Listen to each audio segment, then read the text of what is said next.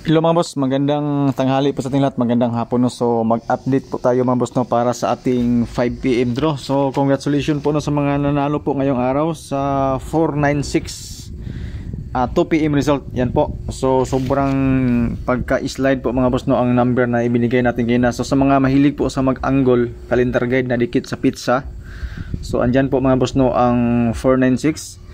And siyempre mga boss no, doon po sa ating fill in the box. So hindi ko na lang po inilagay ang ating fill in the box mga boss no.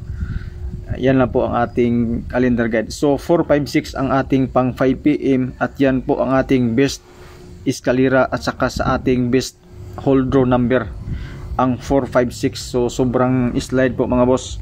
So posible mga boss no mag-escalera ngayong alas 5. So mayroon po tayong depensa na escalera. So ang ating guide mga boss no is 47. Mayroon tayong combination dyan 471. Depende na po sa inyo kung tayaan ninyo ang 471. Base lang po yan sa 47 5 PM na draw. Okay. So don't forget to share po mga boss no sa ating video kung okay lang po sa inyo. And siyempre libre po ito, wala po itong bayad. So kung saan man kayo nanonood mga boss no, sa YouTube o sa Facebook, same lang po ang ating numbers mga boss no. Wala po tayong tinatago na mga number. So maraming salamat po sa inyo lahat no sa mga nagsi-share po sa ating video.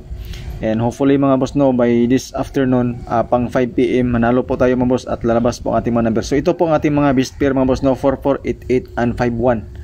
Okay? So mayroon na po tayong mga combination diyan. Siyempre ang ating idinagdag mga boss no is 516. Okay, so hot number po ang 516 natin mga boss no for 5 PM. Islayaran po natin mga boss no ng 551. Okay? 516 and 551. At siyempre mga boss no ang ating iska ay same lang po mga boss no sa ating unang video. Okay? At saka so kung gusto niyo po manood ng first video mga boss no, andyan na po sa ating Facebook.